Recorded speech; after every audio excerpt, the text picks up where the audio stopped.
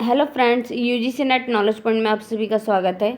हम कर रहे हैं UGC net paper 2 public administration के एमसीक्यूज़, लेटेस्ट एमसीक्यूज़ जो आपके 2024 के पेपर में आ सकते हैं, उसकी प्रैक्टिस के लिए।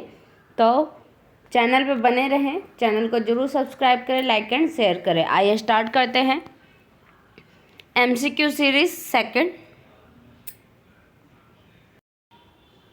क्वेश्चन नंबर फर्स्ट, लोक प्रशासन व्यवसाय प्रशासन से किस प्रकार भिन्न है?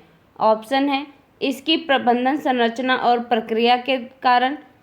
ऑप्शन बी, निर्णय लेने पर राजनीतिक और कानूनी बाधाओं की मात्रा के कारण। दक्षता पर जोर, सार्वजनिक और व्यवसाय प्रशासन के बीच कोई अंतर नहीं। इसका करेक्ट आंसर है आंसर नंबर बी, निर्णय लेने पर राजनीति और कानूनी बाधाओं की मात्रा के कारण। किस कारण?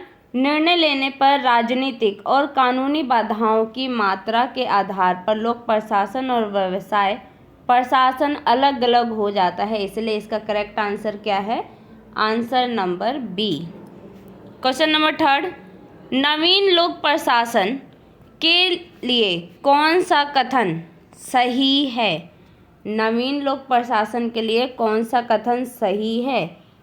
इसका करेक्ट आंसर है आंसर नंबर ए, जनहित के लिए किया जाता है। जनहित के लिए किया जाता है। जो एनईपी है, न्यू पब्लिक एडमिनिस्ट्रेशन है, वो किसके लिए किया जाता है? जनहित के लिए, लोगों के लिए किया जाता है। नवीन लोक प्रशासन जनहित के लिए किया जाता है। व्याख्या क्या है? नवीन लोक प्रशासन जनहित के लिए किया जाता है। क्वेश्चन नंबर थर्ड, वैश्वीकरण से आप क्या समझते हैं? ऑप्शन है वित्त बाजार व्यवस्था का एक ही राज्य में केंद्रित है। किसी फर्म की भौगोलिक स्थिति अत्यंत महत्वपूर्ण है। एकल एकीकृत विश्व बाजार का विकास है। विदेशी पूंजीवादी लेन देन है। क्या है वैश्वीकरण?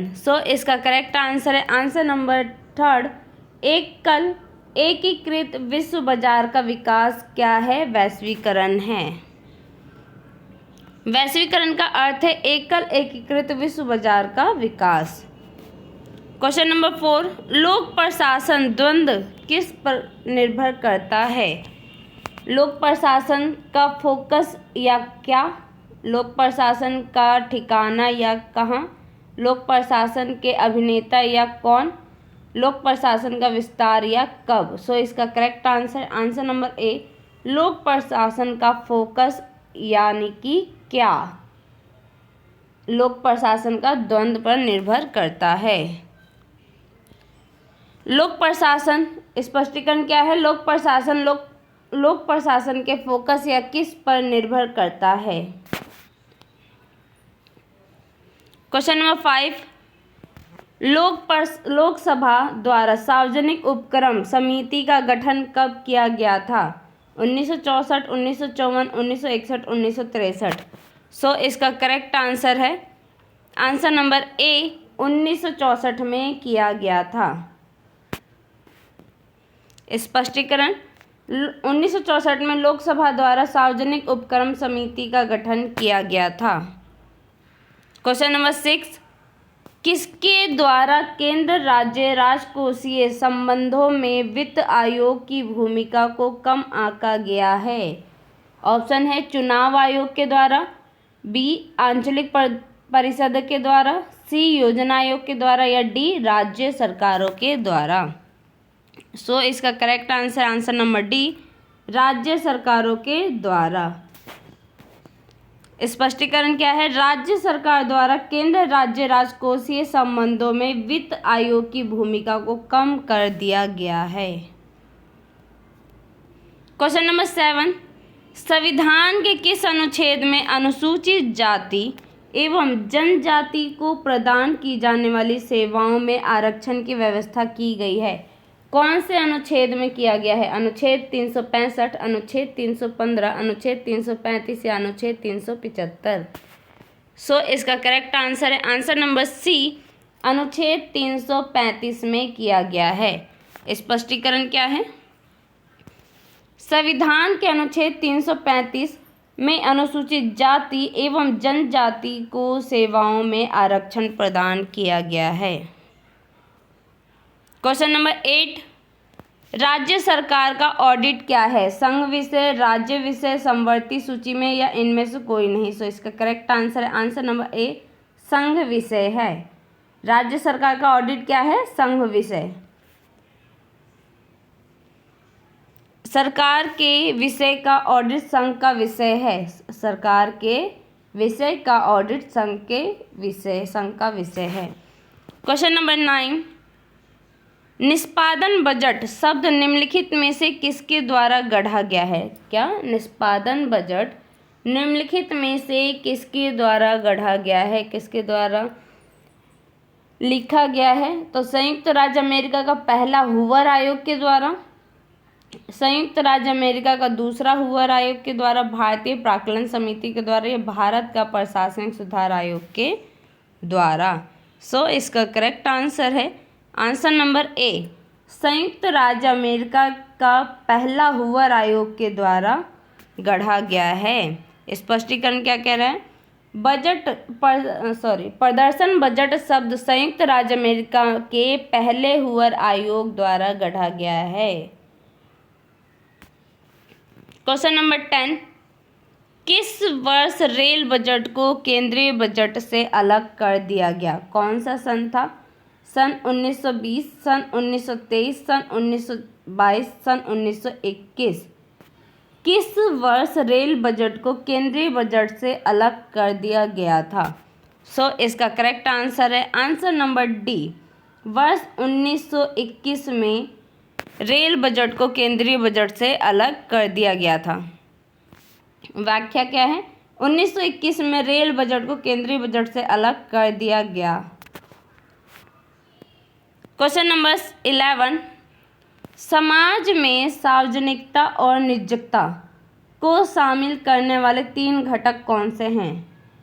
प्रशासन, प्रबंधन और संगठन। बी पॉइंट है एजेंसी, पहुंच या रुचि। सी पॉइंट है निष्पादन, विनिमय और संरचना। डी पॉइंट है नौकरशाही, निरंतरता और बजट। सो इसका correct answer answer number C, निष्पादन, विनिमय और संरचना। स्पष्टीकरण क्या है? निष्पादन, विनिमय और संरचना 3 घटक है जो समाज में सार्वजनिकता और गोपनीयता का समावेश करते हैं।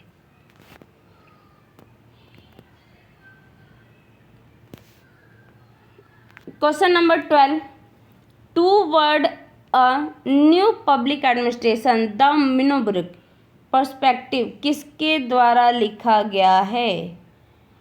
जेम फिपनर के द्वारा, डवाइट वाल्डो के द्वारा, फ्रैंक मारिनी के द्वारा, सीजे चार्ल्सवर्थ के द्वारा। सो इसका करेक्ट आंसर है answer number C, Frank Marini के द्वारा। स्पष्टीकरण, फ्रैंक मारिनी ने toward a new public administration the Minnowbrook prospective पुस्तक लिखी। किसने लिखी? फ्रैंक मारिनी ने। क्वेश्चन नंबर 13,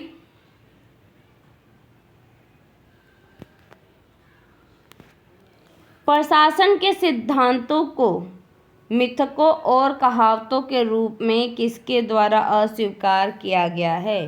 हर्बर्ट साइमन के द्वारा, एल.डी. वाइट के द्वारा, डब्ल्यू.एफ. विलोबी के द्वारा, चेस्टर बर्नार्ड के द्वारा। क्या है क्वेश्चन? प्रशासन के सिद्धांत को मिथकों और कहावतों के रूप में किसके द्वारा अस्वीकार किया गया है? सो इसका करेक्ट आंसर है answer number A, Herbert Simon के द्वारा। स्पष्टीकरण, हर्बर्ट साइमन ने प्रशासन के सिद्धांतों को मिथक और नीति वचन के रूप में खारिज कर दिया है। क्वेश्चन नंबर 14,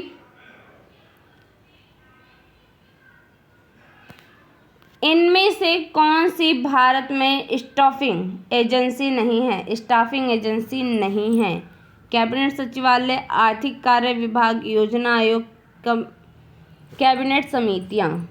क्या है क्वेश्चन? इनमें से कौन सी भारत में स्टाफिंग एजेंसी नहीं है? ए है कैबिनेट सचिवालय, बी है आर्थिक कार्य विभाग, सी है योजना आयोग, डी है कैबिनेट समिति। सो इसका करेक्ट आंसर है आंसर नंबर बी, आर्थिक विभाग कार्य विभाग। ये क्या है? स्टाफिंग एजेंसी नहीं है।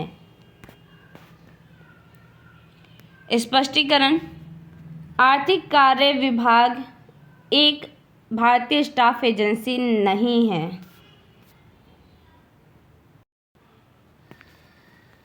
क्वेश्चन नंबर 15, विधि के नियमों की प्रणाली का प्रतिपादन कौन करता है? विधि के नियमों की प्रणाली का प्रतिपादन कौन करता है? WF विलोबी, H बेहतर, एवी डाइसी, लोवेल।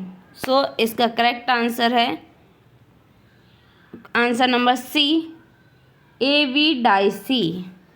स्पष्टीकरण, एवी डाइसी कानूनों के नियमों की प्रणाली का प्रस्ताव करते हैं। एवी डाइसी कानून के नियमों की प्रणाली का प्रस्ताव करते हैं। आज के लिए वीडियो इतना ही। वीडियो अच्छी लगे तो लाइक कीजिए, शेयर कीजिए, सब्सक्राइब कीजिए। धन्यवाद।